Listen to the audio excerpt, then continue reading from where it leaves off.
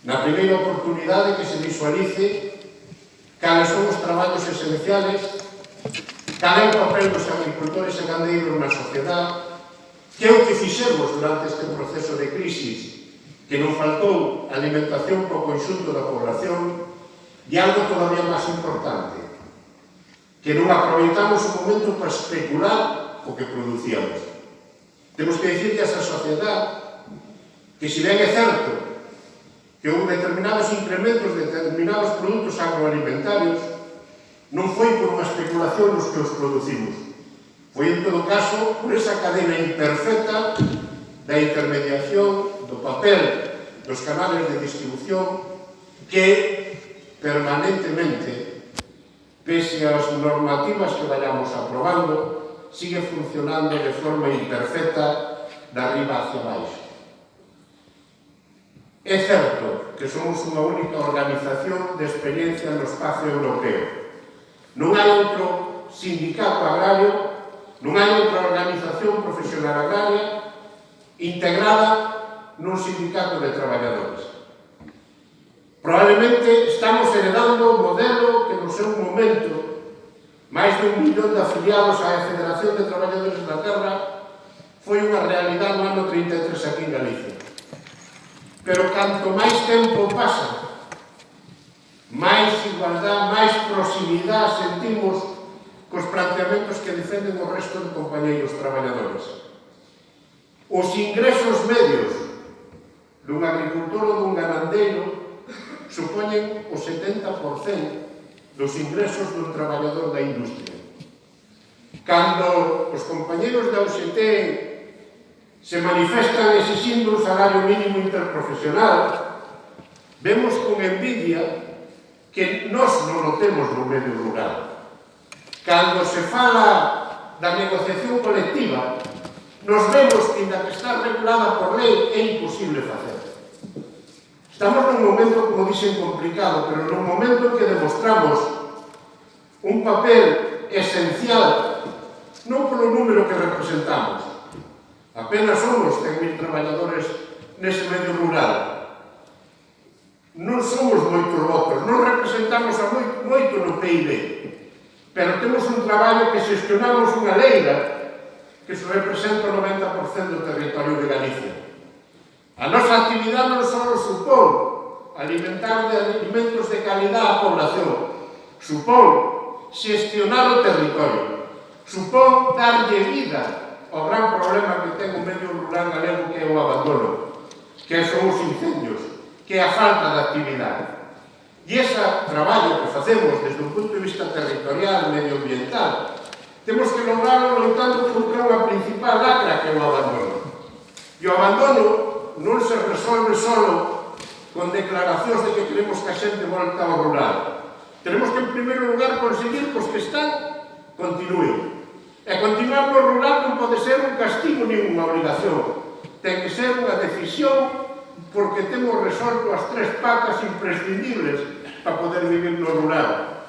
O primeiro deles, é que non depende de nós solos, é que podamos corrixir ese agravio que se acentuou nos últimos tempos como consecuencia da crisis, que é o restablecer os servizos públicos. Que un xoven se incorpore á súa explotación, que releve ao seu pai, que queira montar unha explotación no rural, ten que partir da base que non vai ter que renunciar a ningún direito educativo, sanitario, de bienestar social. E, por tanto, nese senso, necesitamos aproveitar todos os esforzos presupuestarios que podan vir da Unión Europea para restablecer esa posibilidade que no rural non só vivan agricultores e gandeiros con vacas, que poda vivir tamén aquel que opta por montar unha casa no rural, montar a empresa no rural, teletraballar. Para iso temos que aproveitar esas circunstancias. A segunda é que seamos capaces de ter uns ingresos dignos. E cando falamos de ingresos dignos, empezamos por resolver un problema básico. Non é un problema de máis subvencións. Cando se nos fala de subvencións, nos dá pánico. Cada vez que nos falan das axudas públicas da PAC, nos dá pánico, porque vai acompañado dun pago por unha serie de servicios que temos que facer. Agora se está falando dunha nova reforma da PAC, que logo falarei un momento, pero estamos vendo a continuación todas aquelas inversións que nos vai levar esa xestión desa política agraria verde. Nos queremos fundamentalmente poder poñerle precios ao noso produto. Non hai un solo caso en toda a economía de mercado donde un produtor agrario, do que queirades, de leite, de carne, de viño, que poda poñerle precio ao seu produto. O exemplo máis claro, ningún dos que estades aquí, de ninguna actividade, sabedes o que é facer unha factura do que vendedes. Como é posible que un autónomo empresario que vende produción non fai factura do que vende? Quen nos fai a factura do becerro que mandamos ao matadeiro? O matadeiro nos manda a factura, por lo tanto decide as condicións. Quen nos fai as facturas do leite? A industria. Pero é que non facemos a factura do que vendemos, pero tampouco facemos do que compramos. Cando agora se está especulando con un incremento importante das materias primas para a alimentación do gando, que vai a repercutir un 15 ou 20% nos costes de produción, que na ganadería, como sabedes, a alimentación supón casi o 60%, non temos capacidade de repercutilo no produto que vendemos. Por lo tanto, eu quixera aproveitar que hai determinadas cousas que non chega con facer leis.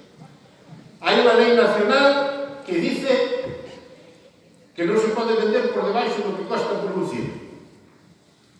E é certo que ten boa voluntad a lei. Pero se non adoptamos de ferramentas para que se poda cumprir o que decide o que me costa producir a mí un litro de leite, resulta que non son eu. Non é un observatorio público imparcial, é a propia industria. É como cumpre a lei a industria, poñendo unha coletilla no contrato que dice que eu reconozco que o que me pagan, sea o que sea, me cubro o coste de producción. Me dicen que non se pode comprar un solo produto sin que haxa un contrato por escrito. E é certo que foi un paso adiante a lei de contratos, a lei de cadena, a obrigatoriedade. Hoxe, legalmente, teóricamente, a industria ten que negociar cos agricultores e cos gandeiros os precios dos produtos que venden. Pero estamos entrando nunha ficción. En Galicia, e o sabe o señor conselleiro, non se firma un solo contrato negociado. En Galicia, igual que no resto de España, firmamos o que se trata, chama contratos de adhesión cando temos a oportunidade de firmados, porque noutros casos, inda sendo obrigatorios, se firman a posteriori de realizarse o acto de venda. E se eu mañá me sento a negociar cunha industria para vender o meu leite, e a única opción que teño porque é un produto perecedero é firmar o contrato que me ponen diante, porque senón non o recollen, non estamos negociando o precio. Eso explica que, independientemente de como vai o mercado, hai unhas condicións impostas que siguen consolidando o modelo denunciado pola propia administración e exigido por nos juzgados, que é o cártel da leite. É dicir, que a administración demostrou o que se sigue facendo, ainda que agora aprenderon e non deixaron rastros de prova, que o precio se pon de arriba, poñéndose de acordo entre todas as industrias. Só así se explica que, con independencia da evolución do mercado, o precio do leite ven determinado por dous parámetros difíciles de explicar. O primeiro, que se toma como referencia o precio vendido para a marca blanca, o máis barato, ou o produto industrial. E pese a que a lei dice que ten que ter en conta os costes de produción, eso non figura en ningún lado.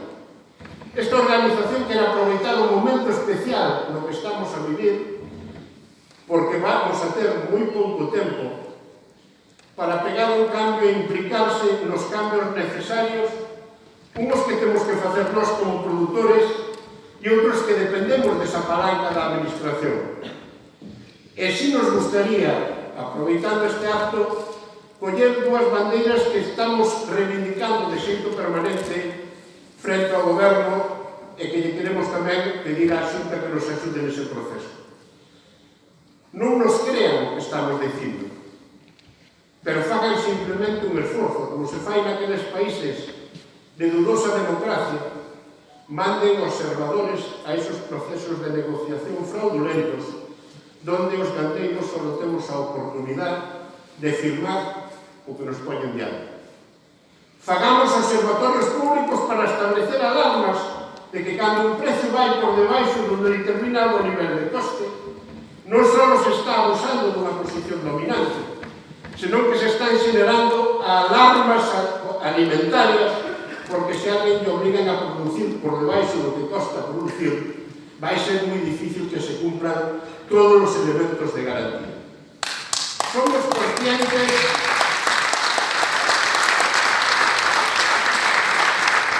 Somos conscientes de que o modelo de organización polo que optamos, copiando da UGT, é unha palanca que nos permite actuar en distintos eidos. Somos a única organización agraria das que eu conozco que non só se conforma con crecer na afiliación para representar os intereses como lobby de agricultores e gandeiros. Aspiramos a facer unha organización que teña en conta que o rural é máis amplio que a produción de leite, de carne ou de producións integradas.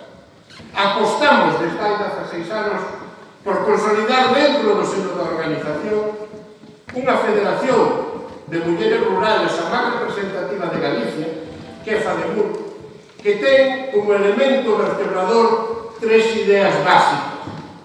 A primeira, dar visibilidade ás nosas compañeiras, ás nosas afiliadas no mundo rural.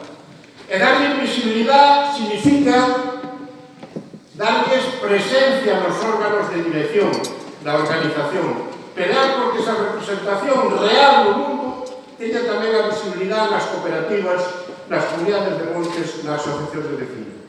Pero que o noso compromiso solidario no conxunto da organización ten que ser tamén aproveitar esa palanca para corregir esa grave.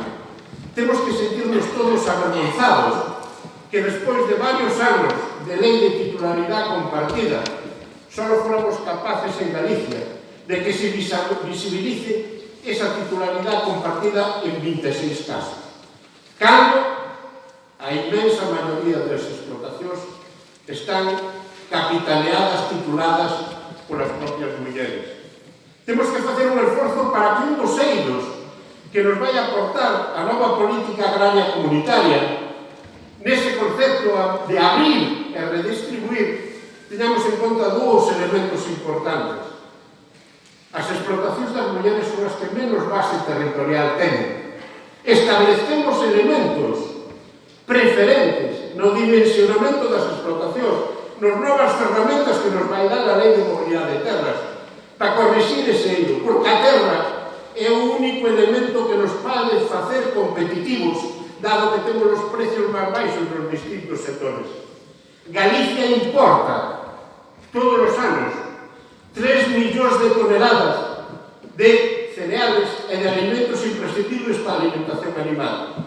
Dixen antes que a alimentación animal é prácticamente o 60 ou 70% dos costes fixos dunha explotación.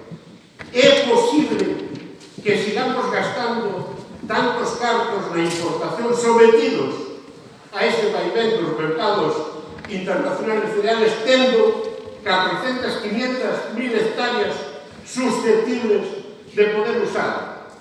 Non nos podíamos permitir o luxo de mirar para outro lado, cando desde o goberno galego se nos pon encima da mesa unha nova ferramenta para poder poñela en funcionamento.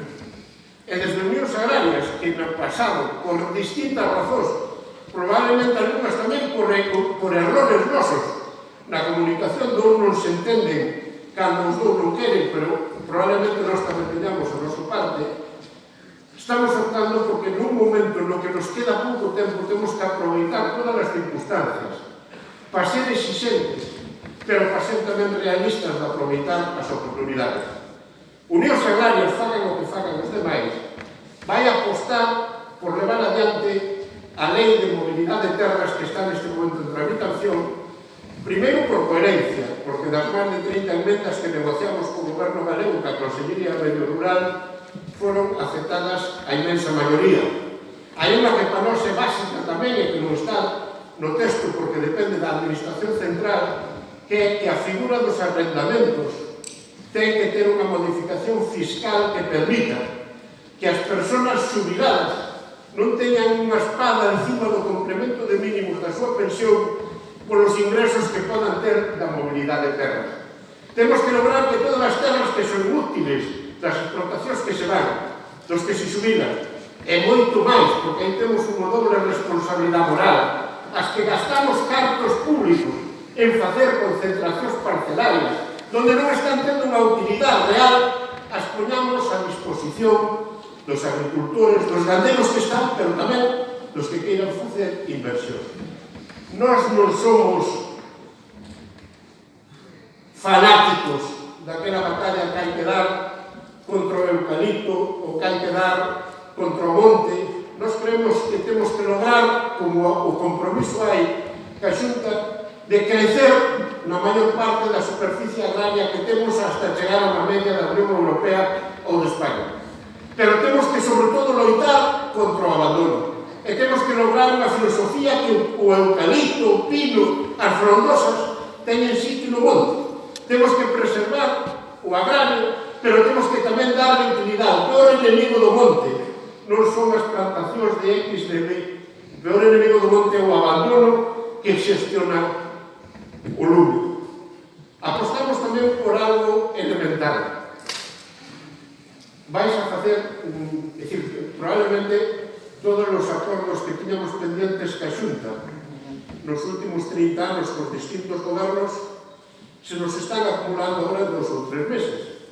E un chegalle a alguna a dicir ou se volveu blando caerá, ou é que hai unhas novas circunstancias que temos que aproveitar. Vamos a dar tamén un paso indo contra a corriente en apostar por un plan forestal que parte da base de garantir máis de 200.000 hectáreas en montes comunales para pastos para ganadería extensiva, que vai apostar por máis de 20.000 hectáreas para facer un plan estratégico do castiñeiro de frutos, que vai a partir da base de garantizar a superficie agraria para agricultores e gandeiros e a superficie forestal para as plantacións, e incluso un plan en positivo para fomentar a plantación de frondosas. Pero vamos a ser tamén moi complicados, porque vamos a ser os que defendamos con uñas e dientes explicando a todos os nosos afiliados as posibilidades. Pero vamos a ser tamén, dado que nos vamos a implicar os primeiros, que vamos a ter autoridade moral para exigir que eso que pon a lei haxa voluntad política presupuestaria para cumplirla. Non estamos nun plan a 20 anos. Temos que estar un plan ao inmediato porque a base territorial é imprescindible, non só para xestionar o territorio e os lumes, senón para xestionar o futuro das explotacións. Porque o necesitamos para reducir costes, porque o necesitamos para a nova política agraria comunitaria. Quero visualizar tamén que fomos capaces de cambiar, presidente, unha norma que para nós non tiña sentido da Consellería de Industria. Valoramos como nadie o esforzo presupuestario que se fai cada ano para potenciar enerxías alternativas. Valoramos como nadie o esforzo que teñen que facer as granxas de leite, sobre todo de polos, para ter acceso a enerxía suficiente para que funcione. Non entendíamos que ese esforzo presupuestario da Xunta dependera da rapidez con que un punto era a capacidade de entrar en internet, porque ao non haber concurrencia competitiva eran os primeiros expedientes que entraban desde que se abría ás 9 da mañá e ás 9:30 xa estaba esgotado o presupuesto. Logramos por primeira vez nun pacto con Unións Agrarias que se faga tendo en conta as prioridades das explotacións, que se teñan en conta aquelas que fixeron inversións en planes de millora e non tiveron acceso a potencia suficiente das empresas eléctricas. Estamos, por tanto, nun novo acordo que valoramos de xeito decidido.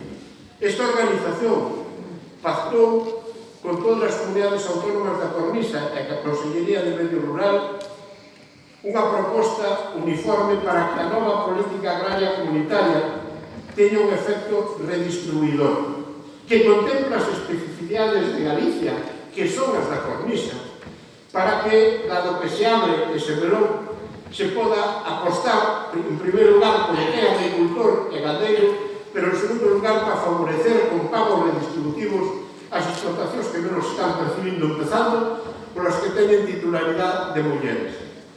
Pero é certo que estamos xa nun ámbito nacional e, por lo tanto, vamos a ter que apostar por lograr que esa nova redistribución non termine perxudicando a comunidade autónoma. E aí vamos a ter que facer un esforzo todos. Pero que se senta na mesa de negociación é o conselleiro, eu dicía outro día medio en broma, pero tamén medio en serio, que igual que el, cando estuvo negociando o ministro en Bruselas, apoyouno con lealtad nas propostas, cando o ministro en Bruselas pediulle contas dos resultados. Nós vamos facer tamén a mesmo que fixo ele que nos enseñou. Vamos a tratar entre todos de conseguir que a nova reforma non nos perjudique, pero vamos a ter que lidiar con ela porque é unha oportunidade. Quero ir terminando porque quero que o presidente teña o tempo suficiente, sei que está facendo un esforzo que ten que estar do outro lado, ainda que me quedan moitas cousas, falaremos despois un pouco máis no informe de xestión. Creo que temos unha oportunidade para reinar de forma conxunta. Probablemente hai cousas nas que non vamos a estar de acordo e que temos tempo para discutirlas, pero que vamos a ser leales, que lo que estemos de acordo e acordemos vamos a ser os principales actores. Non compartimos o que se está facendo, o que se fixo co plan A, porque válenos como diagnóstico, pero temos que ser capaces de ir máis alá. Eu me gustaría que nese compromiso do goberno empezáramos por exixirle ás industrias que teñen acceso a subvencións públicas, que igual que lles exigimos que estén ao corriente de pago nas deudas ca administración, para ter axudas públicas ten tamén ao corriente de pago cos gandeiros. E, sobre todo, lanzar unha preocupación que nestes momentos están aparecendo multitud de primeiros compradores buscando proveedores de leite sin ningún tipo de aval, nin ningún tipo de garantía que poden devolver a deixar o regueiro. Sería bo que reguláramos esa figura para que houbera algún tipo de aval para que, en caso de impago, non paguen os de sempre. Temos pouco tempo. Hai cousas que non poden esperar. Esta organización sigue crecendo en organizar, como decía antes, o rural. Somos a única que ten unha asociación de productores de solares eólicos, donde pretendemos que o valor desas terras non sea o toxal que lles propian, senón que aquilo vale o que vale porque por ali paso a aire a unha determinada velocidade. Non pode ser que as expropiacións teñen unha media de 1,5%, cando en toda Europa os que non son propietarios deses parques eólicos teñen unha participación dos beneficios que se verán hasta o 10%, como no caso de Dinamarca, da Alemania. Agora que se está nese boom, nos gustaría ser capaces de poderlo reconducir. E temos unha organización de produtores que demostra o pulso real desta organización de 2.600 gandeiros que delegaron a negociación colectiva en Unións Agrarias. É a máis grande de Europa. Suma máis que todas as organizacións de produtores de España, incluídas cooperativas.